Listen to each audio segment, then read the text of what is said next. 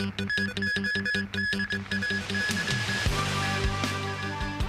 government's new electronic tolling system, the Hong Kong e-toll, begins operation. From tomorrow, some expired home return permits can be used again. Leaders of Japan and South Korea meet in Seoul.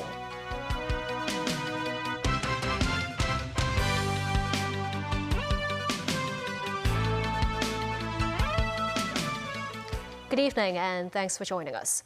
The government's new electronic free-flow tolling system, the Hong Kong e-toll service, began operation today at the Changsha control area.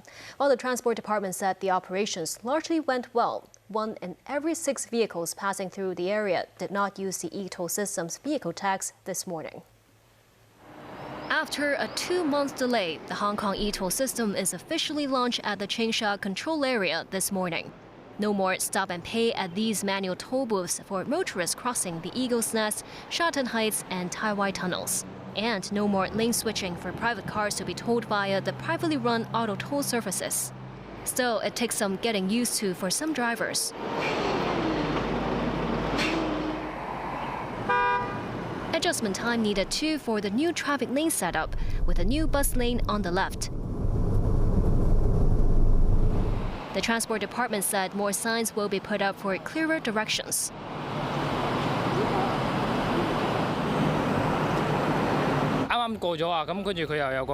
This driver said he applied for the Hong Kong e-toll vehicle tag but hasn't registered for an account. He said he received a message reminding him to pay the toll online right after he passed the tolling point. Lawmaker Ben Chan, who chairs the transport panel at the Legislative Council, tried out the new payment system this morning. This is a toll sensor on the gantry near the entry of the Eagle's Nest tunnel. The payment system will detect the vehicle tag fixed to the windshield and charge the tolls. For vehicles that haven't got the tags yet, the system can track their license plate and send the bills to the drivers. I found we can save about 1 minute's time instead of stop the car to pay. So very smooth. I hope this smooth can carry on to tomorrow because tomorrow is the working day. Commissioner for Transport Rosanna Law said up until 10 a.m., some 6,100 vehicles passed through the Changsha control area. The government says the system couldn't detect around 1,000 cars. She added if drivers do not receive the SMS payment confirmation straight away, it might be because staff are manually verifying the license plates. The government expects that Shing Mun tunnels and Lion Rock Tunnel will be next to have the Hong Kong e-toll system implemented. The system will then be extended to all government toll tunnels within this year. Jackie Lin, TVB News. Beijing's National Immigration Administration announced last month the validity period of some expired home return permits for Hong Kong and Macau residents will be extended from tomorrow. MTR said today such passengers can buy tickets for the high-speed rail through specific channels starting tomorrow. Individuals who hold a permit with a validity period between January 1st, 2020 and December 30th this year will receive an automatic extension to December 31st this year. In response to the policy, MTR said those passengers can buy high-speed rail tickets via different methods, including the ticketing counters at the West Kowloon Station and the 12306 China Railway website. The government said appropriate punishment for anthem errors is needed after the Hong Kong Ice Hockey Association did not fully follow guidelines. The Secretary for Culture, Sports and Tourism, Kevin Yeung, said the government supports the Sports Federation and Olympic Committee investigating the case. Veronica Lin reports. Following a game that the Hong Kong ice hockey team played in Bosnia in February, a song related to anti-government protests was played instead of the national anthem. The Sports Federation and Olympic Committee of Hong Kong, China, or SFNOC, asked the Hong Kong Ice Hockey Association to submit a report 3 times in the past 3 months and have begun the process of suspending its membership. In recent days, the two sides have yet again criticized each other.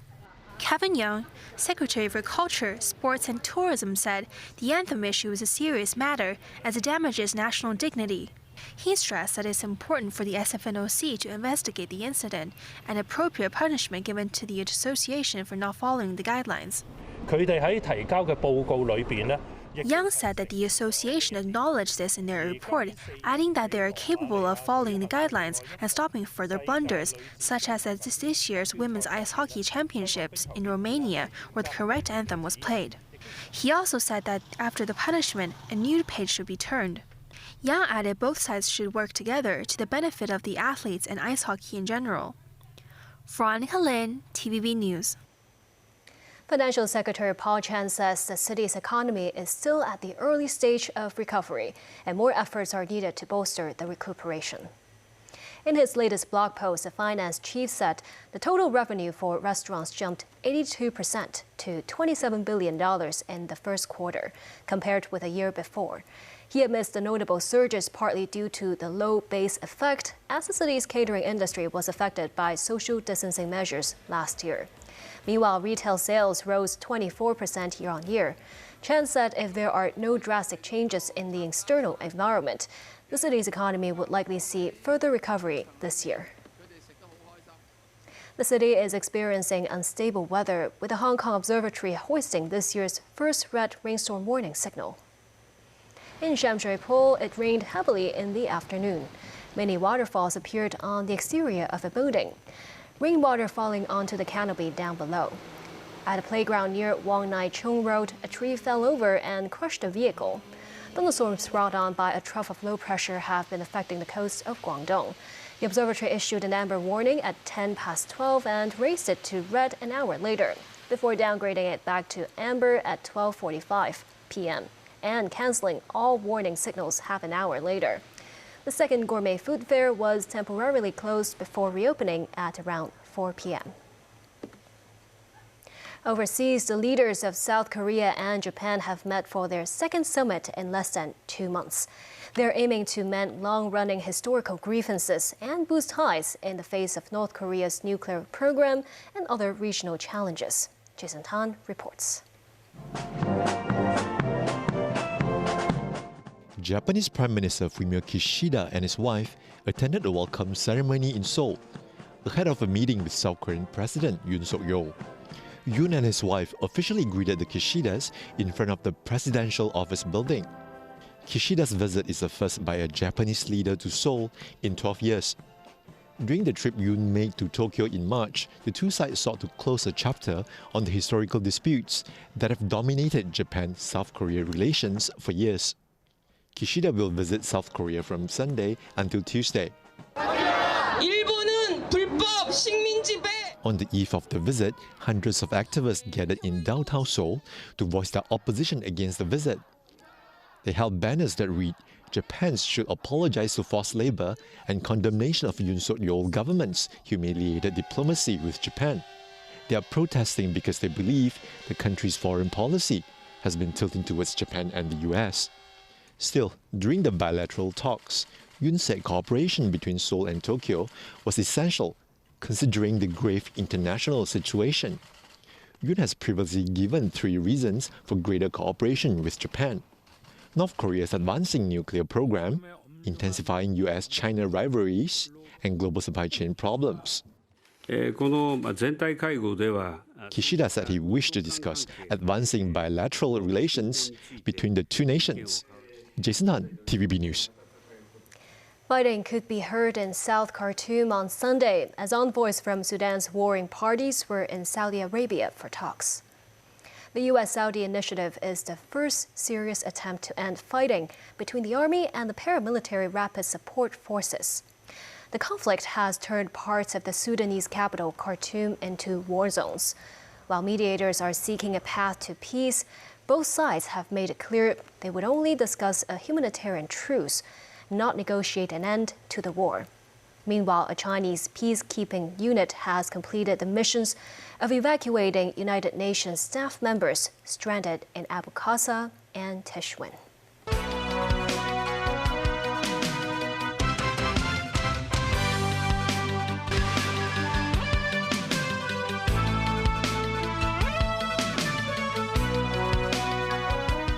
Welcome back. The government earlier announced a major revamp of district councils. The ministers responsible said on a TVB program that the government will not appoint Liberal candidates as district councillors to make the councils more politically diverse. Mu綫新聞 reports. Only 20% of councillors will be directly elected in future district council elections, with the rest being indirectly elected and government appointed. The change came after the government's proposal was approved by the Executive Council last week.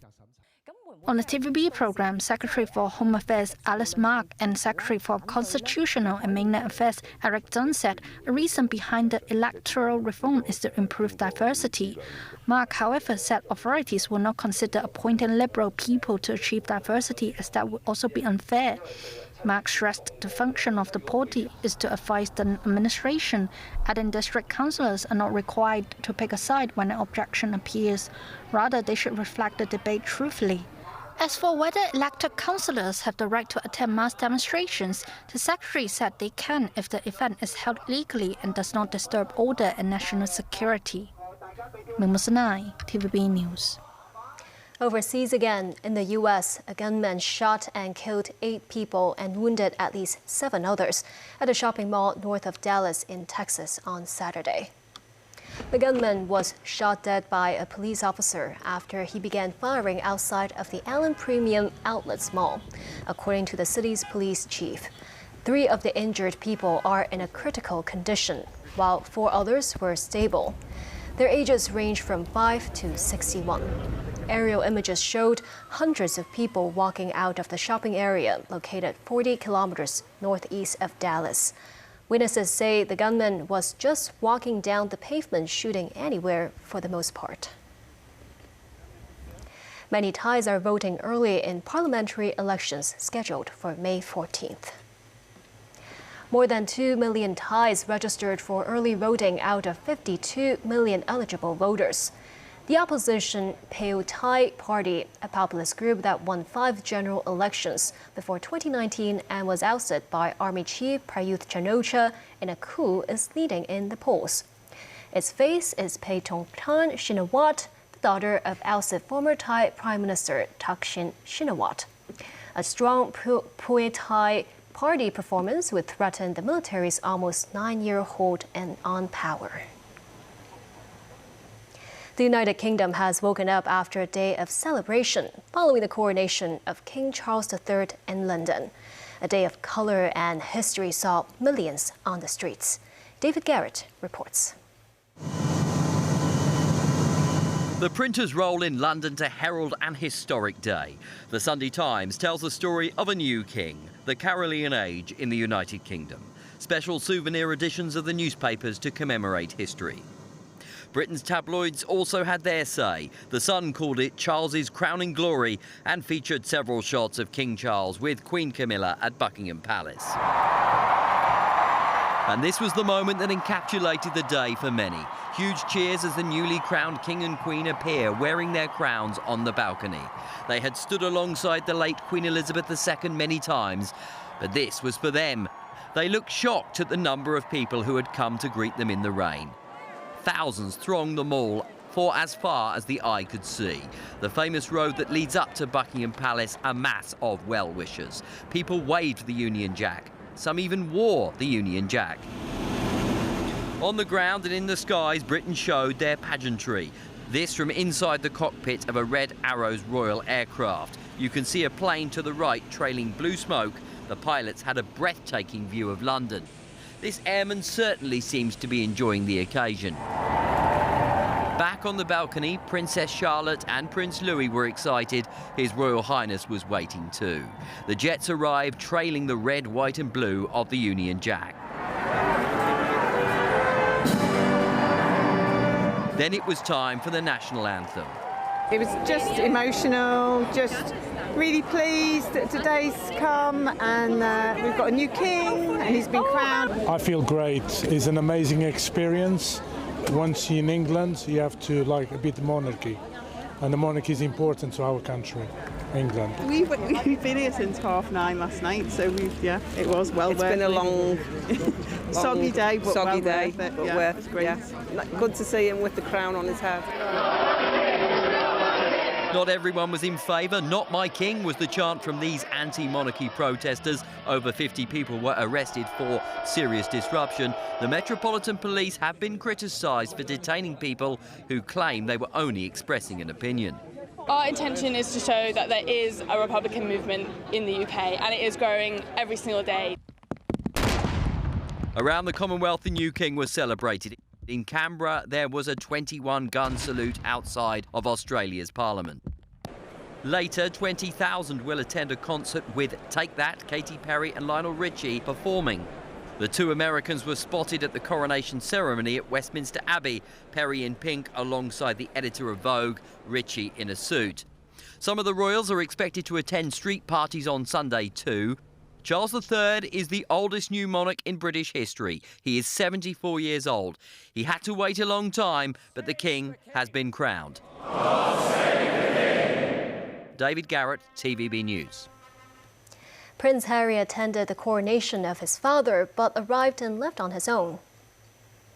The king's second son has criticized the royals in his memoirs and in interviews. This was his first public appearance with the family since. He was seen speaking to his auntie, Princess Anne. His wife Meghan and their children stayed in California. Harry was placed 2 rows behind his brother William, the Prince of Wales. He stayed in the British capital for around 24 hours. He headed back to America on Saturday night to be with his son Archie on his birthday. China's Tianzhou 6 cargo spacecraft is expected to be launched in the next few days. This morning, the combination of the cargo spacecraft and Long March 7Y7 carrier rocket reached the Wenchang spacecraft launch site in Hainan province. The China Academy of Space Technology said the cargo spacecraft will receive checks and re-examinations on its power supply and equipment. And that's the news. Thank you for watching.